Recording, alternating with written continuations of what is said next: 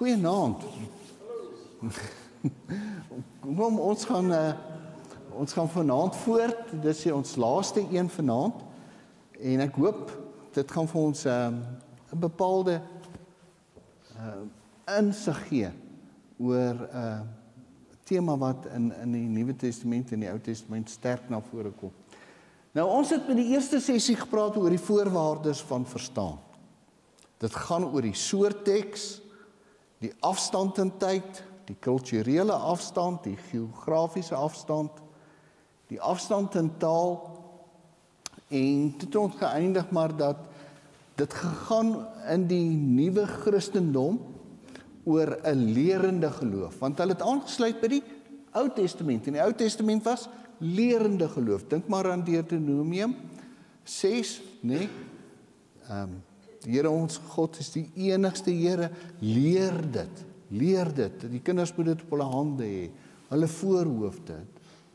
En dan kyk 'n mens na Matteus 28:19, dan is die hoofwerkwoord gemaak disippels, hoe al lerende en dopende.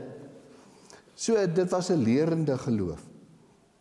Dan het ons gesê, in die tweede een het dit gaan oor die wêreldbeeld, die denkraamwerk, hoe ons die wêreld sien, hoe ons dinge in die wêreld, hoe die dinge in die wêreld lyk en werk, en ons het gekyk na die antieke wêreldbeeld, en ons het gekyk na die moderne wêreldbeeld en die postmoderne wêreldbeeld.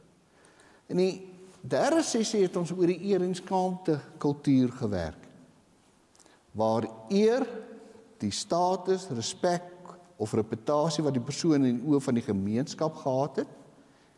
Jy kan eer en respek kry of verloor of verdien deur jou optrede, en skaamte, die verlies van eer of vernedering wanneer 'n persoon of familie hulle status of waardigheid verloor het.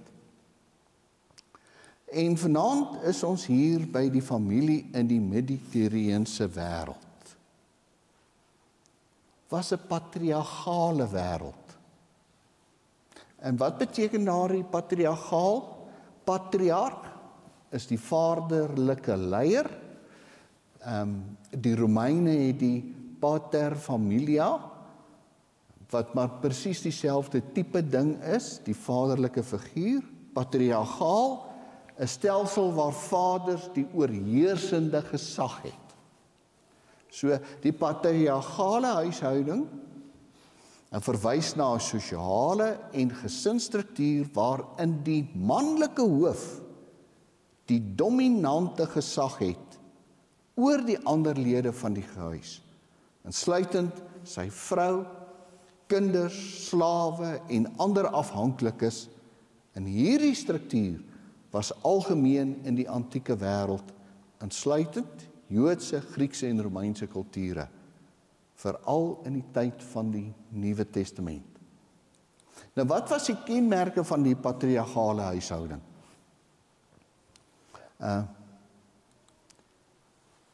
Die vaderfiguur, die vader as hoof, hy het die reg gehad om besluite te neem oor alles, van finansies tot die huwelike. Hy het die wettige en morele gesag gehad oor almal in sy huis. En net het ons gesien dat hierdie huishouding geweldig wyd is. So hy het oor almal gesag gehad. Dan was die vrou,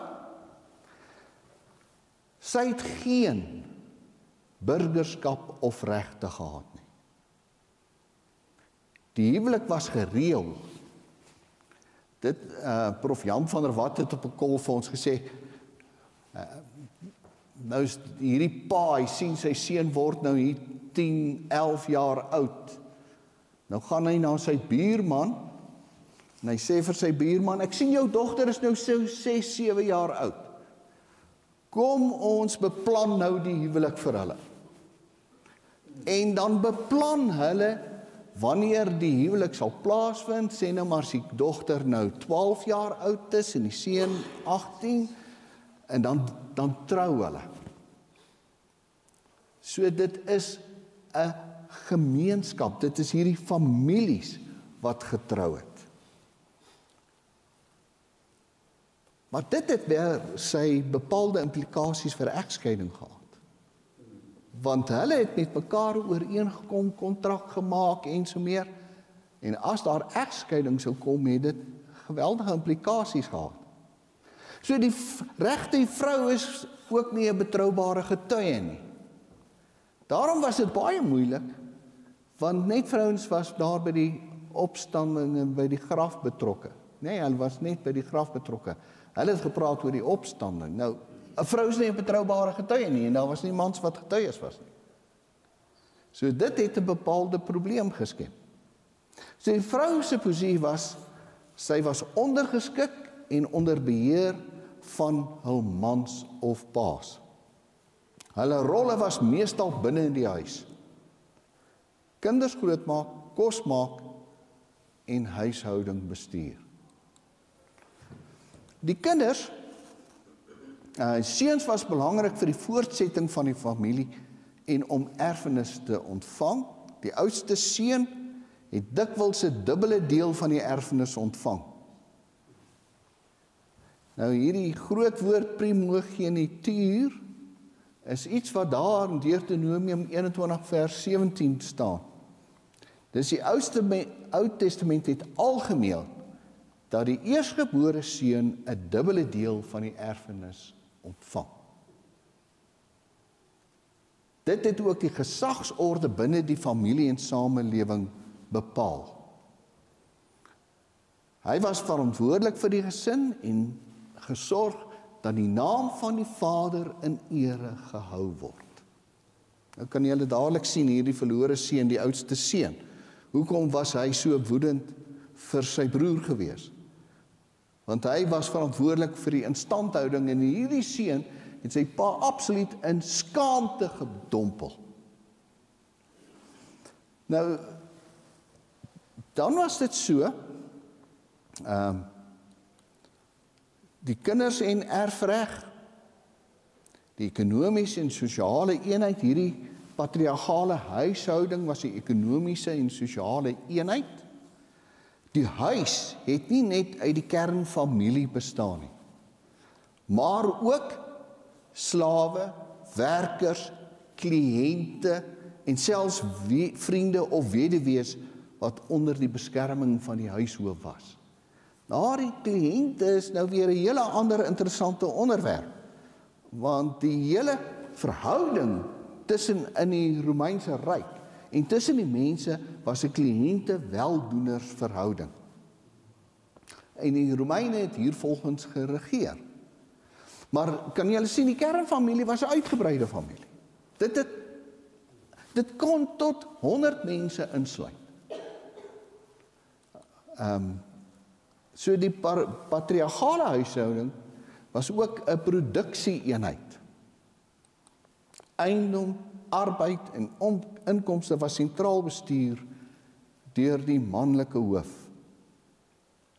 Kan julle sien, patriargaal, die manlike hoof, die patriarg, het gesag gehad oor alles. Nou in die Bybel kry ons ook 'n voorbeeld. Kyk, in die Ou Testament beskryf Abraham, Isak en Jakob as patriarge. God het vir Abraham gesê, my ooreenkoms met jou en jou kinders moet julle van julle kant af gehoorsaam. Daar is een ding wat julle moet doen, julle mag dit nie vergeet nie, jou kinders moet dit vir altyd onthou. Dit is, dat al julle mans besny moet word aan hulle geslagsorgane. Elkeen se vooruit moet met 'n mes besny word. Dit sal bewys dat julle myne is en dat ek julle God is. Elke seentjie moet 8 dae na sy geboorte besny word. Julle moet dit vir altyd doen. Selfs die kinders van jou werkers moet besny word. En die kinders van daardie werkers wat jy van vreemdelinge gekoop het, moet ook besny word. Kortom, al jou werkers se kinders, asook die werkers wat jy gekoop het se kinders moet besny word. Aan julle liggaam sal mense dan kan sien dat julle aan my behoort en dat ek julle God is. En dit sal vir altyd so wees. Iemand wat nie besny is nie deel van jou nie, hy is ook nie deel van my en my ooreenkoms met julle nie. En toe op dieselfde dag nog het Abraham sy seun Ismael en al sy werkers gevat en besny. Of 'n werker deel van Abraham se huishouding was en of Abraham hom later gekoop het nie saak gemaak nie. Elke man is besny, soos God vir Abraham gesê het. Abraham was 99 jaar toe hy besny is. Ismael 13, albei saam op dieselfde dag besny. En so ook al sy werkers, of hulle deel van sy huishouding was en of hulle van vreemdelinge gekoop is, hulle is almal besny. Kan jy sien, Abraham se hele huishouding word besny. Sy kinders, sy slawe, almal is deel van sy huishouding. En hulle almal word besny op die grond van Abraham se geloof. Dit is Abraham se ooreenkoms met God. Die pa besluit, dit is die godsdiens wat in hierdie huis gehou sal word. En die hele huishouding se mans en seun word besny omdat hulle deel van Abraham se besit is. Daar is geen individuele vryheid nie. 'n Kind besluit nie self of hy besny wil word of nie. Want hulle is die eiendom van Abraham. Nou in die Nuwe Testament kry ons ook voorbeelde. In Handelinge sien ons dat wanneer die hoof van die huishouding tot geloof kom, sy hele huis saam met hom gedoop word. So kry jy voorbeelde, byvoorbeeld Handelinge 16 vers 15, Lydia en haar huisgesin is gedoop. Handelinge 16:33, die tronkbewaarder en al sy mense is gedoop. 1 Korintiërs 1:16, Paulus het die huis van Stefanus gedoop. So as 'n mens kyk na die tronkbewaarder hier in Handelinge 16:33, staan daar, glo in die Here Jesus, het Paulus geantwoord, dan sal God jou red en as sy kind aanvaar. Hierdie goeie nuus geld vir jou en vir jou hele huisgesin. Die hoof van die tronk het toe vir Paulus en Silas na sy huis toe gevat. Almal in die huis moes hoor wat hierdie twee mans oor die Here te sê gehad het. Dit gaan nie hier om individualisme nie. Dit gaan oor die hoof wat gedoop word en sy gesin volg daarna. Hy bepaal die godsdiens van sy huis. En soos Abraham geglo het en sy hele huishouding besny is, so word hierdie hele gesin gedoop. Die pa het geglo en hy die godsdiens van die huis bepaal. Die patriargale sisteem was 'n sosiale sisteem wat in die Nuwe Testament ook gefunksioneer het. Nou in die Nuwe Testament sien ons hoe Paulus dikwels huishoudings aanspreek. Byvoorbeeld Efesiërs 5-6 en Kolossense 3. Eers gee hy riglyne vir die mans, dan die vroue, kinders en slawe, wat wys hoe sentraal die patriargale huishouding was in die sosiale struktuur. As hy praat oor die man en die vrou, dan sê hy in vers 21, omdat julle soveel respek vir Christus het, moet die een nie dink hy's beter of belangriker as die ander een nie. Elkeen moet bereid wees om daar te wees vir die ander een. Laat ek nou eers met die vroue praat, en dan met die mans, en dan met die kinders, en dan met die slawe. So die patriargale sisteem was 'n sentrale sisteem in daardie tyd. Kom ons kyk 'n bietjie na die huwelik in die Joodse wêreld. Die ouers het besluit met wie hulle kinders trou. En dan kan dit nou nie in 'n ander klas doen nie, 'n hoër klas of 'n laer klas nie, dit moet in dieselfde klas wees waarin dit plaasvind. Dis eintlik twee families wat bande sluit. Wat was die doel van die huwelik? Die doel van die huwelik was voortplanting. Nie liefde nie, dit is 'n romantiese beeld wat baie laat gekom het. Die eerste week na die huwelik trek die vrou by die man in. Sy word deel van die man se familie. En sy word eers regtig as deel van die man se familie aanvaar as sy 'n seun in die wêreld bring. Die huweliksluiting het gewoonlik 'n week geduur. Daar's 'n bruidskap aan die pa van die dogter betaal. Jy weet, dit is amper asof hy hierdie vrou koop. Word sy besitting. Kyk byvoorbeeld as jy Eksodus 20 vers 17 lees, jy moet nie afgunstig raak op 'n ander se eiendom nie. Dit is die wet, né? Eksodus 20. Jy moet nie afgunstig raak op 'n ander se eiendom nie. En wat is hierdie eiendom? Jy moet nie 'n ander se vrou, sy manlike of vroulike werkers, sy beeste of sy donkies of enigiets wat hy besit, vir jouself begeer. So hierdie vrou was so deel van sy eiendom, soos wat die donkies of beeste deel van sy eiendom was. Die mans was verplig om te trou. 'n man wat nie trou nie, sê die rabbies, is eintlik 'n moordenaar. Hoekom? Want mans alleen het die opdrag gehad om voort te plant. Die vrou is maar net die houer, waarin die baba groot word. Sy het geen deel aan die bevrugtingsproses nie. Sy het geen deel aan die kind nie. Sy is maar net die houer wat die man plaas. Daarom kan 'n man nooit onvrugbaar wees nie. Dit is die vrou wat onvrugbaar is. En daarom dan, as 'n mens dit lees, dan verstaan jy dadelik hoekom vrouens so 'n benoude posisie is as hulle onvrugbaar is. As daar nie 'n kind is nie. Dink maar aan verskeie voorbeelde in die Ou Testament en Nuwe Testament.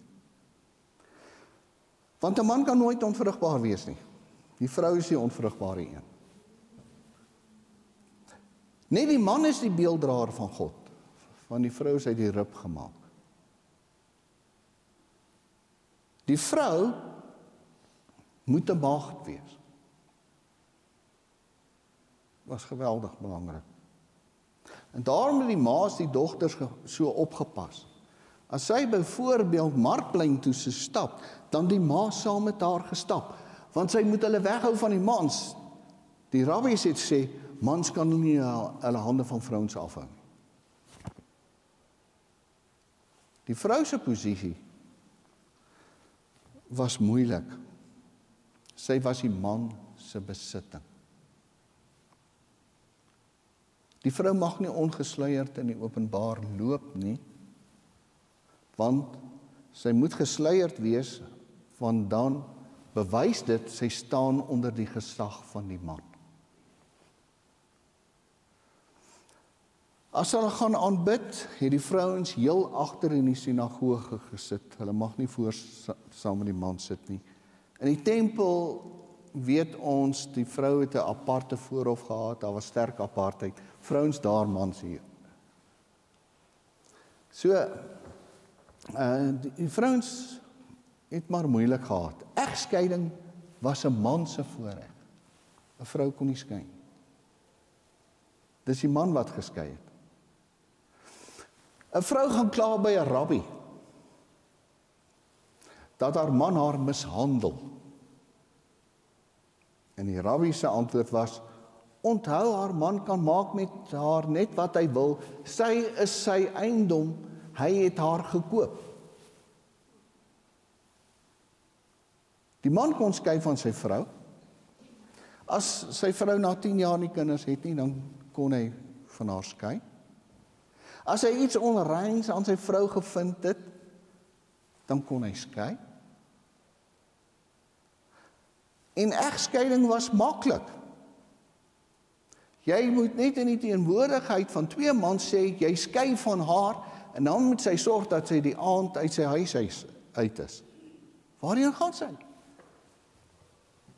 As haar familie haar terugvat, of as haar pa wil terug hê, dan kan sy daar na toe gaan. Hulle kon, een van die rabbies gesê, jy kan selfs van jou vrou skei as sy jou kos brand. Dink net hoe baie egskeidings daar vandag gewees het. As jy jou kos brand. So dit was 'n moeilike wêreld vir die vrou. Daar sien ons die samelewensstruktuur in Jesus se tyd. Die Joodse wêreld was godsdiens gefokus, met hulle priesters en fariseërs, die Joodse mans en die vaders. En wat was die vroue? Hulle moet stil wees in die tempel, hulle het apart in die tempel gesit. Hulle het geen stem of regsgetuienis nie. Hulle mag nie leer soos mans nie. As Maria aan die voete van Jesus sit en leer, dan is dit 'n oorskryding van hierdie reël. In die Griekse wêreld was filosofies gefokus, en die filosofie van die Grieke was liefde vir wysheid. Liefde vir wysheid het 'n sentrale rol gespeel in die Griekse wêreld. Die Grieke het probeer verstaan, wat is die doel van die mens? Wat is waarheid? Wat is moraliteit? Wat is geregtigheid? Wat is die beste manier om te lewe? Beroemde filosofe soos Sokrates, Plato en Aristoteles het diep vrae gevra oor die menslike natuur, etiek en kennis. Die fokus was op denke, debat, opvoeding en teorie. Die gevolg, die samelewing het denkers gerespekteer. Die wêreld is geïnterpreteer deur redenasie, logika en metafisiese idees. Dink Plato met sy ideale hemel en hierdie aarde hier. Die Romeinse wêreld was politiek gerig en regsgerig. Die Romeinse reg wat ons vandag nog het, né? Hulle was regsgerig. Hulle was meer prakties, hulle het gefokus op orde en beheer deur politieke strukture, wette en regsinstellings. Hulle het uiters georganiseerde regstelsel ontwikkel. En hulle het hierdie regstelsel oor die hele ryk gevestig. Dink maar Jesus wat voor die Romeinse reg, voor Pilatus moes verskyn. Dink aan Paulus wat daar die verskillende howe deurgegaan het van die Romeinse reg. So die samelewing het dissipline en gehoorsaamheid en die wet beklemtoon. Nou, as ons dit sê, kom ons kyk 'n bietjie na hierdie Romeinse wêreld.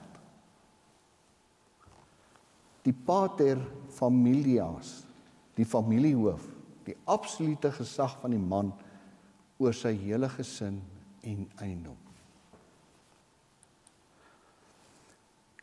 Nou, die man, wat het ek nou gedruk?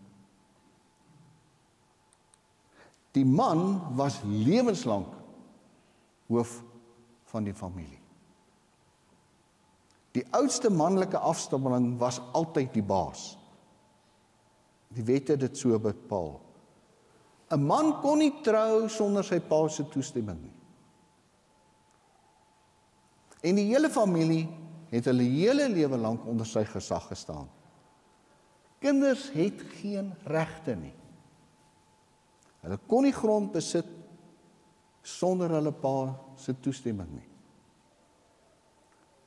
Hy het volledig reg gehad oor sy seuns. al is hulle getroud, sy kleinseuns, hulle vrouens, ook hulle grond, hulle besittings, hulle eiendom, hulle huwelike ens meer.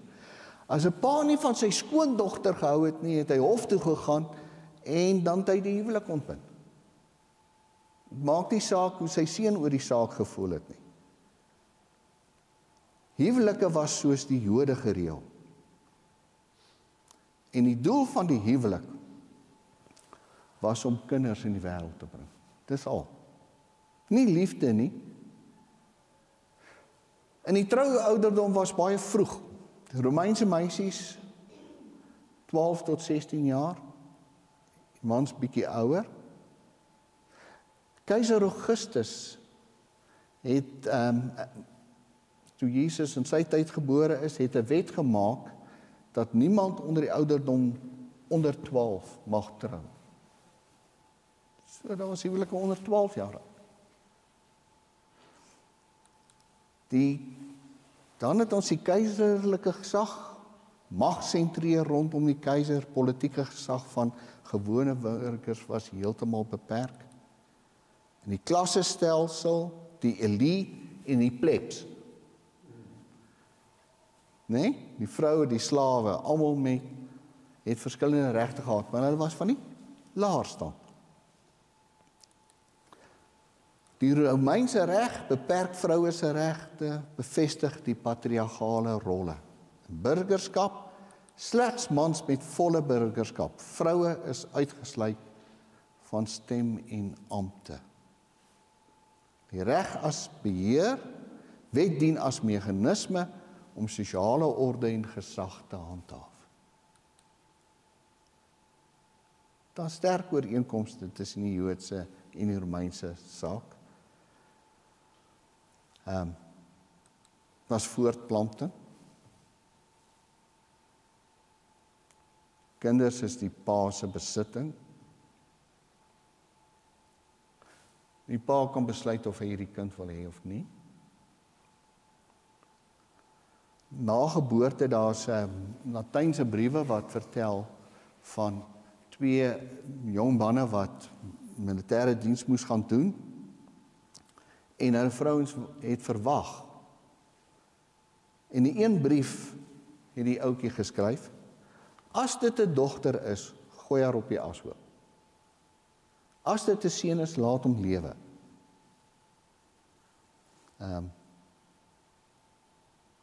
Dit was die praktyk.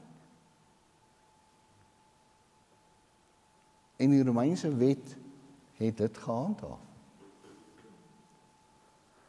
Die interessante, as jy The Rise of Christianity lees, dan sal jy sien, die Christene het daardie babas wat so op die ashoop weggegooi is, opgetel en groot gemaak.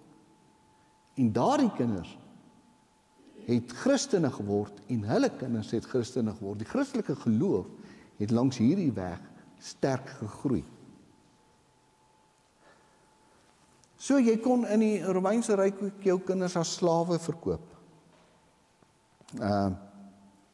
Ek het net vertel van wat 'n rabbi gesê het oor die vrou, Joodse vrou wat mishandel is, sy eiendom.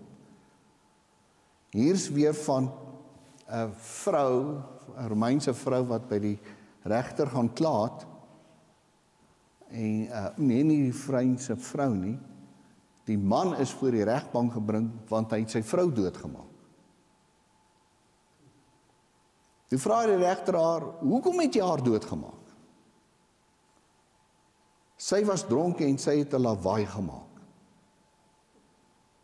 Toe sê die regter, dit is hoe 'n man sy vrou dissiplineer. So vroue was altyd tweedehandse burgers. Die patriarg by Jode en paterfamilie by die Romeine is dieselfde. Die man is die baas. Kinders is die pa se besitting, want hy het die vrou gekoop.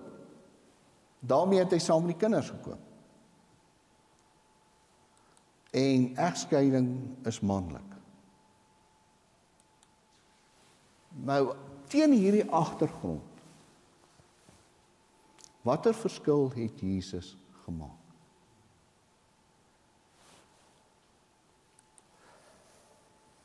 In die vroeë Christendom begin daar ligte veranderinge verskyn. Die idee van gelykheid in Christus begin die gesagsdinamiek uitdaag. Julle almal is kinders van God. Want julle glo in Christus Jesus, julle is gedoop en julle is nou by Christus. Christus is nou so naby julle soos die klere wat julle aantrek. Party van julle is Jode en party is Grieke, party van julle is slawe en party is nie slawe nie. Party van julle is mans en party is vroue. Maar dit alles maak nie meer saak nie. Want julle behoort almal saam aan Christus Jesus. Julle is een. Kan jy sien hoe hy hierdie gesag, hierdie hele patriargale stelsel aangevat? Die betekenis van die doop in die Nuwe Testament, die simboliek van die doop ondermyn op 'n manier die patriargale stelsel. Want Galasiërs 3:28 sê, daar is nie meer man of vrou, almal is een in Christus. Die doop het 'n gelykmakende uitwerking gehad in die vroeë kerk.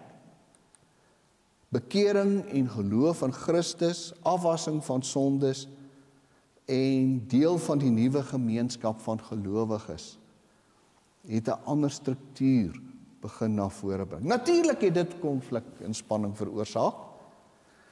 In sommige gevalle kon 'n vrou of slaaf wat gedoop word en Christus volg, konflik veroorsaak binne die patriargale huishouding. En ons het tekens daarvan in die Nuwe Testament, omdat haar lojaliteit nou aan Christus behoort, nie net aan haar huishoof nie. Dit het die gevestigde orde uitgedaag. 'n derde voorbeeld is hierdie skaamte omkerings. Matteus stel 4 vroue in wat onverwags is, of Matteus sluit 4 vroue in wat onverwags is vir 'n patriargale geslagsregister. En kyk watter tipe vroue sluit hy in.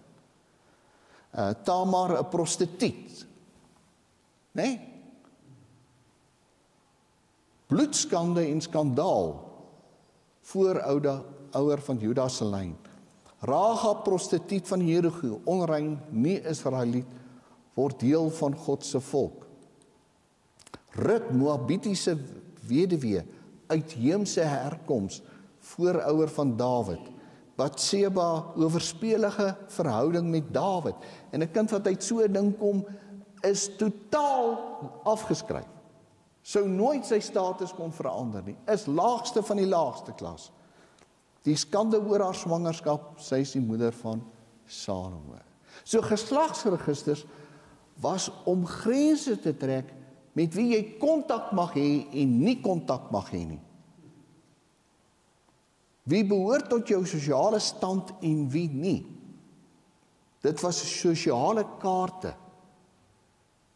eerder as historiese inligting aangaande jou voorgeslagte. Geslagsregister was om die man se sosiale status te bepaal en sy regte in die gemeenskap. Dit vertel wie sosiaal aan hom behoort en wie sy huweliksmaat sou wees.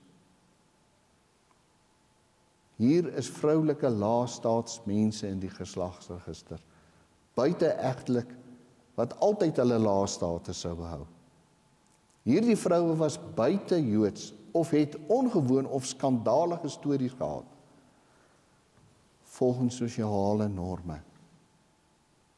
En hierdie geslagsregister deurbreek die verwagting dat 'n geslagsregister slegs eerbare mans sou insluit. Dit breek dit. Die skandale word nie weggevat nie. Die verwysing na die vrou van Uria herinner aan Dawid se oorspel en moord. In plaas daarvan om dit te vermy, soos dit gebruiklik sou wees in die skaamtekultuur, word dit uitgelig. Jesus se afstammeling sluit ook mense in wat as sondig of skaam beskou sou word.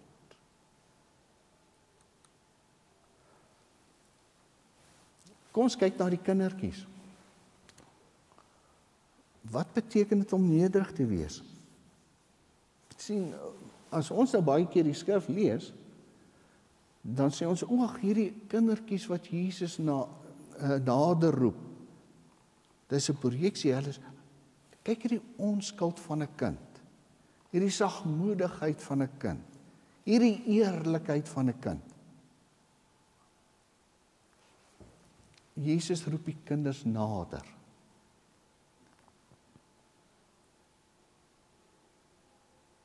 Om nederig te wees, verwys daarna om binne jou geërfde sosiale status te bly. Om nie daarna te streef om jouself of jou familie op te hef ten koste van iemand anders nie. Nederigheid het 'n totaal ander betekenis, dit het 'n sosiale betekenis. Om nederig te word beteken om die voorrang aan ander te gee, om jou geërfde sosiale status aan iemand anders af te staan en om behandeling te verdra wat nie by jou geërfde status pas nie.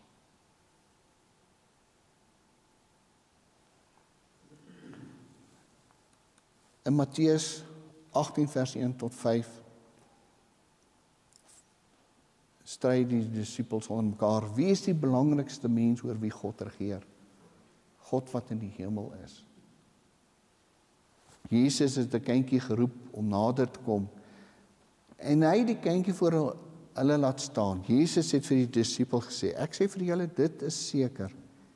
Julle moet julle hele lewe verander om soos hierdie kinders te word. As julle dit nie doen nie, dan sal julle nie by God kan kom. Jesus laat die paidion, die klein kindjie, by hom staan. En as jy nie word soos hierdie klein kindjie nie, sal jy nie die koninkryk van God ingaan nie. Nou wat het dit beteken? Jy sien, die disippels jaag weg. Want kinders het 'n lae sosiale status. Hierdie kinders hoort nie in 'n groot mens wêreld nie. Kinders maak nie saak nie. En dan sit Jesus sy hande om hulle en hy seën hulle. En dan gebruik hy hierdie selfde kind as 'n metafoor. Daardie een wat een van hierdie ou kleintjies laat struikel.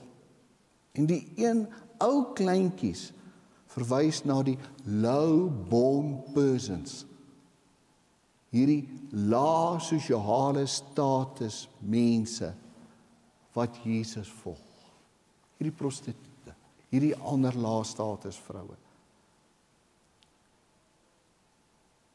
Hierdie tollenaars. Hulle wat Jesus volg.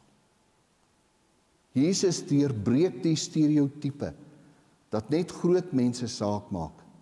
Kinders maak saak. Al het hulle 'n lae sosiale status, net soos ander gelowiges wat Jesus volg wat 'n lae sosiale status is. En as ons nie verander en soos hierdie kindertjies word, sal ons nooit die koninkryk ingaan nie, sê Jesus. Hy draai hierdie hele ding letterlik op sy kop.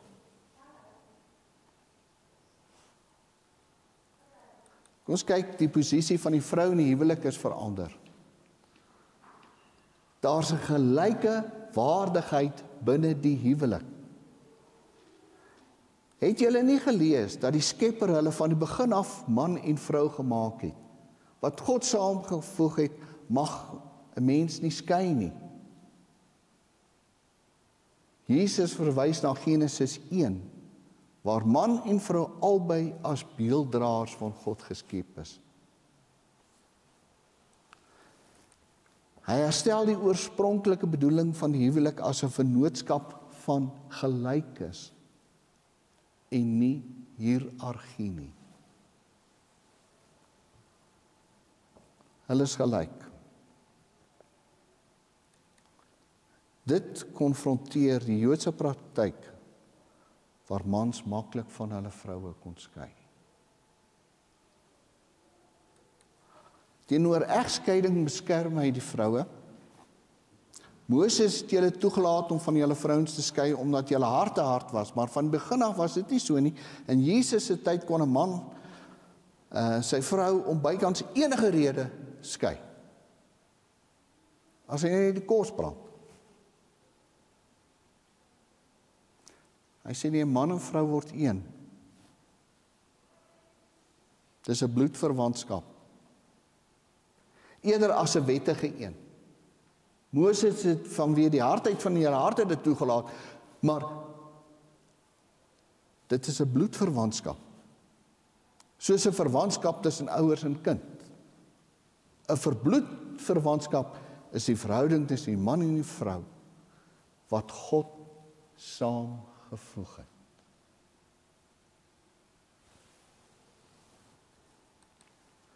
Jesus verwerp die gebruik van egskeiding as 'n gemaklike uitweg en beskerm die vrou teen wettige verwerping. En dit was radikaal. Hy skuif die fokus van man se regte na die vrou se welstand. Sy optrede teenoor vroue in die huwelikskonteks, die vrou wat in owerstel betrap is in Johannes 8 vers 3 tot 11, hy beskerm haar teen die doodstraf en wys op die manlike medeverantwoordelikheid. Laat die een van julle wat sonder sonde is, die eerste klip gooi. Sy optrede teenoor vroue in die huwelikskonteks, die botsing met kultuur. In die Romeinse en Joodse kultuur het die man sentraal gestaan in Jesus se koningskapskultuur, die gelykheid van man en vrou. Egskeiding geregverdig in die Joods-Romeinse kultuur, egskeiding hartse hardheid, eer deur sosiale status, eer deur gehoorsaamheid aan God. Vrou maklik verwerp, vrou se regte en waardigheid beskerm. Jesus se radikale antwoord, hy verwerp maklike egskeiding, plaas man en vrou op gelyke vlak, herdefinieer eer as getrouheid aan God, beskerm die vrou se status en waardigheid.